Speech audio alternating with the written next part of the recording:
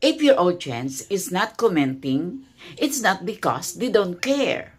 It's because you did not teach them how to comment. If you want more comments, you have to understand this. Your audience needs permission, direction, and safety. Most creators would just be saying, comment down, comment below. Agree? That's not clear. People don't comment because they don't know what they would be saying. They are afraid of being wrong. They don't feel noticed. They don't see others commenting. So how do you train them? Here are my suggestions.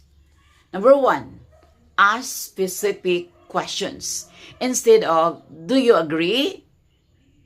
You should use this. Are you struggling more with consistency or content ideas? Specific questions reduce thinking effort. Number 2, normalize commenting. You must be saying things like, even silent followers, it's okay to comment, learning if this helps. This give them an easy entry point to your comment section. Number 3, reward comments. Reply as fast as you can. Pin those meaningful, thoughtful comments. Shout them out in your next post. When people feel seen, they repeat the behavior. Number 4, create comment habits. For example, every Tuesday, drop your wins below. Comment plan if you want my template.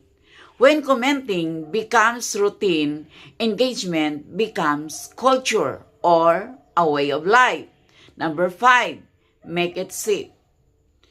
You would be saying, no right or wrong answers. We are here to learn, not judge. Psychological safety increases participation. Remember, you don't build engagement by going viral.